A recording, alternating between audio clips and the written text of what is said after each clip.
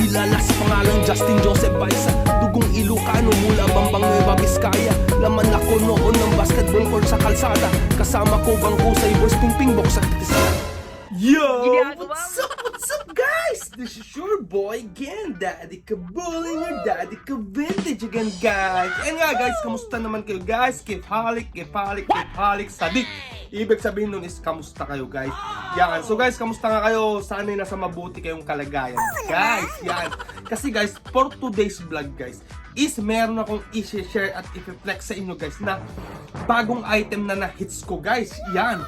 At syempre guys, huwag na natin patagalin. Ano ba nasa background natin guys? Oh, Michael Jordan. Wow. Michael Jordan. Aha. Michael Jordan. Wow. Michael Jordan. Chicago Bulls. Then, plus pa ang design ng t-shirt ko guys. So guys, may konting clue na kayo kung anong i-flex ko ngayong araw sa inyo guys. That's pretty Yan. So guys, itong item na to guys, isikikwento ko lang guys. Let's go. Is, tawag nito, nag-live si Utol Arnold. Yan, papangunahan ko na Utol Arnold, maraming salamat dito sa pahits mo na naman na items na dagdag collection ko. Yan, nag-live si Utol Arnold nun. Then, next niya itong item na to, pero walang pumapansin. So, binalik na, sinabi niya hanggang natapos na ang live ni Utol Arnold is hindi nabili. So, pero para sa akin, ewan ko kung hindi man kapansin-pansin sa iba or hindi nila trip, pero sa akin guys, nung nakita ko guys is na caught yung attention ko din. Parang napaka-catchy kasi pag tinignan mo, napaka-catchy yung item na to guys. At saka na-appreciate ko yung design ng t-shirt guys. Yan. So guys, nung natapos nga yung live is minessage ko agad si Utol Arnold. Sabi ko, Utol, pwede bang mapasyalan yung damit, bla bla bla, ganyan. O si Utol, walang problema, pumunta ako dun guys. Then, dun kasi sa live niya guys is parang ang liit guys nung t-shirt. At saka flex niya nun is hindi ko size. Pero guys, nung pumunta ako sa kanila at flex ko guys at sinuot ko guys at humarap ako sa salamin guys is oh my god, wow. Kasyang kasya guys sa atin. Knowing na nagda-diet na tayo at saka syempre ang mga damitan natin is medyo malakihan or loose is oh my god, sabi ko nga sa inyo guys, okay na okay yung fitting sa atin guys. So anong ginawa ko guys? Hindi sabi ko, Utol, deal na to, Utol, deal na to. Sabi ko ganun guys. Pero guys, hindi ko babanggitin yung presyo. Mamaya natin tatalakayin yung presyo kasi huwag natin patagalin at gusto ko nang makita nyo guys. Ano pang inaantay natin? Let's go! At ito na nga guys, ito na guys. Let's go. This is the time. Pero before we proceed guys, is kung bago ka lang dito sa aking YouTube channel na JJB KIB, is wag mong kakalimutan mag-subscribe guys kung hindi ka pa nakasubscribe. Then once you subscribe guys is paki-click yung notification bell guys para hindi mo ma-miss ang aking mga upcoming videos guys. And then don't forget to like the video na din guys kung na-enjoy mo yung mga ganitong klase ng videos guys. Then share it to your friends and relatives para maka-inspire tayo ng mga tao na gustong maging collector din or mga aspiring vintage collectors out there everywhere in the world guys. Yun guys, so guys, no further ado is proceed na tayo guys. Let's go! Ayan nga guys, ito guys, so hawak ko na guys. Hawak ko na ang items guys. Ito pala guys is may konting twist. May clue na kayo kanina pero may konting twist to guys. Okay guys, or may konting dagdag kaalaman na mai-share ako guys. Yan, so guys, ang daldal ko. So ito na guys. Flex muna natin guys. Ito na guys. Tan-tananan! Front hit muna tayo guys. Yan, slow motion.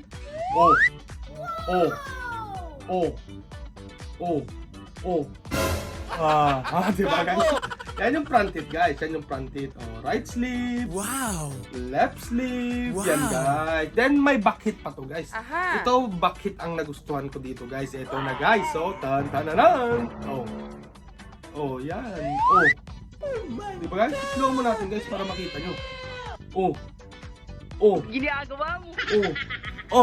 Diba guys? Ang angas. Ito lang naman guys, tie-dye siya. Tie-dye na t-shirt na siyempre, flex na natin. Nakita nyo naman na is Jordan shirt to guys. Yan. Jordan shirt. Yan. Sinabi ko kanina is nung flex ni Utol Arnold is size large. Siyempre, ang large is hindi pag normal na large talaga sa akin is hindi siya naman body fit pero hindi ko lang trip yung fitting. Parang sobrang hindi ako makagalaw naman. Ganun ako magdamit, yung loose talaga para komportable ako gumalaw. Pero ito, size large, nakita ko nun, ay malabo, sabi ko, kahit gusto ko yung design. Pero nung sinuot ko nga, is, kasyang-kasya, parang XL ang fitting nito guys. Yan. Then guys, flex ko lang sa inyo to guys, nasabi kong hits to, kasi nga guys, is sa condition ng t-shirt guys. Condition ng t-shirt at condition ng printing guys. O, kita nyo naman guys, condition ng t-shirt, hindi pa bacon ang kwan guys, ang kwelyo. That's pretty good. Yan. O, ang sleeve. O, parang plinansya nga eh. O, then ang left sleeve, then ang laylayan guys. O, laylayan, di ba guys?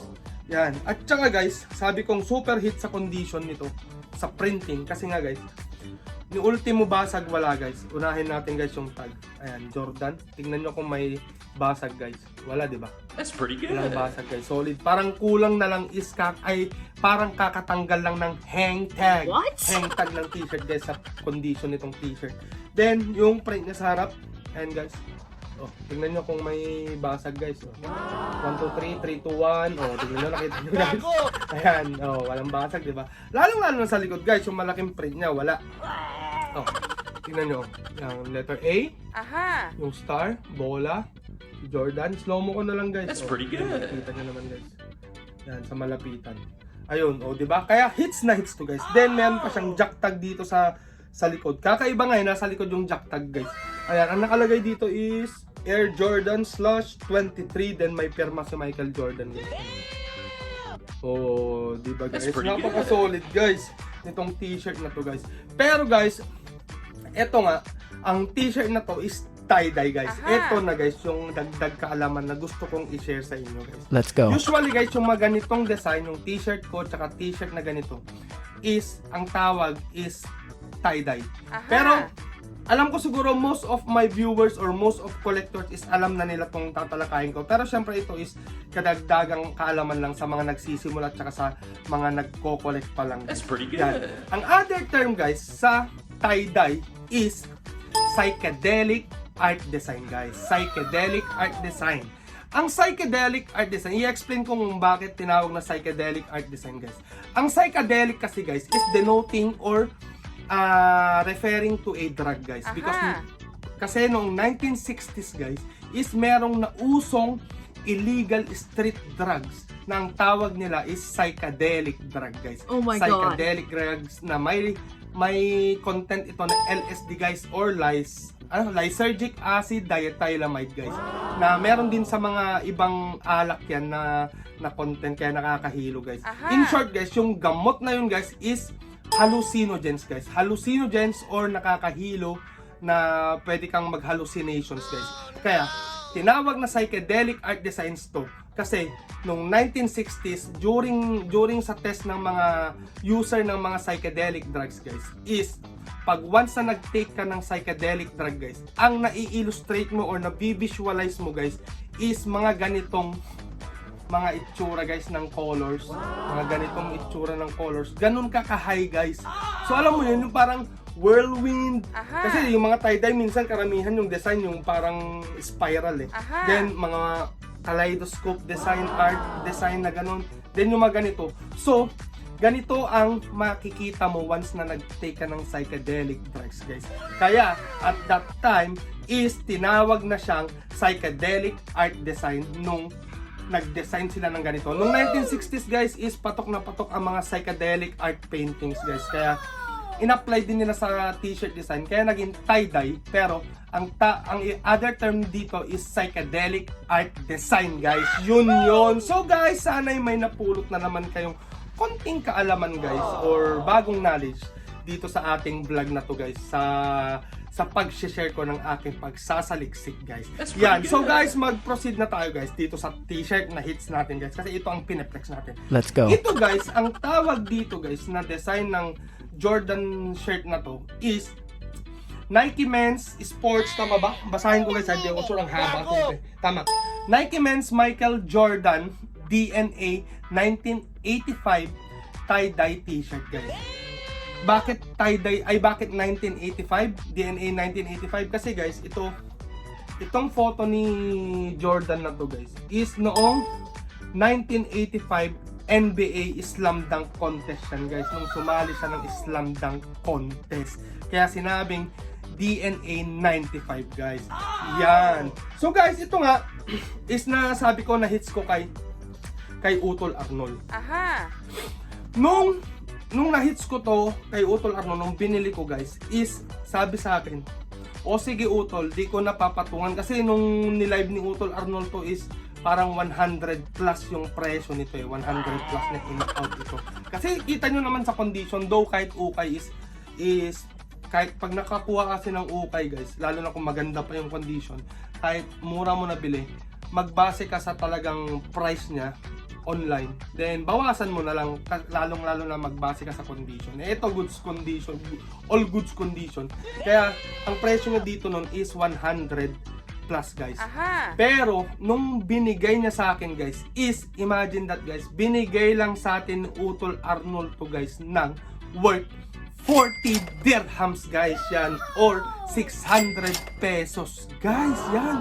So maraming salamat Utol Arnold sa pagpapahits na naman sa akin to para sa akin dagdag collection.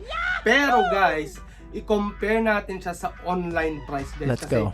sobrang hits, ang layo ng agwat guys. Kasi sa online price niya, nag-search ako guys. Ginagawa mo. Sorry guys, kumain kasi kami nilit. Ayan. Sa online price is nag-search ako sa eBay, makikita nyo dyan guys, ang price nito guys is nasa $33 guys, or 132 dirhams guys. Then syempre in pesos is nasa 1,980 pesos guys. I-compare mo 1,980 times 600 pesos is naka-save tayo guys ng 1,380 pesos guys. Kaya sabi ko, hits na hits to guys tong items na nakuha natin kay Utol Arnold guys. Yan. Pero syempre ito is makikita nyo na lang na suot ko kung para maniwala kayo na fit sa akin pag i-reels ko na lang to guys. Abangan nyo na lang yun guys.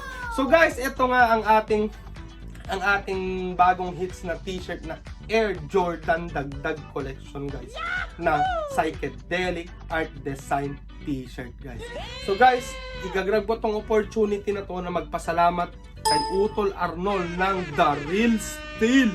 Yan, maraming salamat Utol Arnold sa pagpapahits palagi sa akin ng mga aking mga gustong items mo tsaka mga hilig ko na items na i-collect. Maraming salamat at more sales sa'yo Utol. Yan, at syempre guys, hindi ko din makakalimutan na magpasalamat sa inyong mga supporters ko, lalong-lalo sa aking mga subscribers tsaka non-subscribers sa patuloy na panonood ng aking mga ganitong videos guys. Yan. At syempre guys, ito nga is nakita nyo na at natunghayan nyo ang ating bagong dagdag collection na Air Jordan Psychedelic shirt. Is puputulin ko na dito guys at maglalaro na kami niliit, maglalabas kami, magwo-walking, tamang papawis lang at sana dito guys. So ayan nga guys, maraming salamat sa panonood at sana na-appreciate na naman itong aking simpleng pag-share ng aking mga dagdag collection guys. So guys, magpapaalam na ako. Here's your boy, Daddy Kabulin, your Daddy Ka Vintage, saying till next time, peace out, bye bye.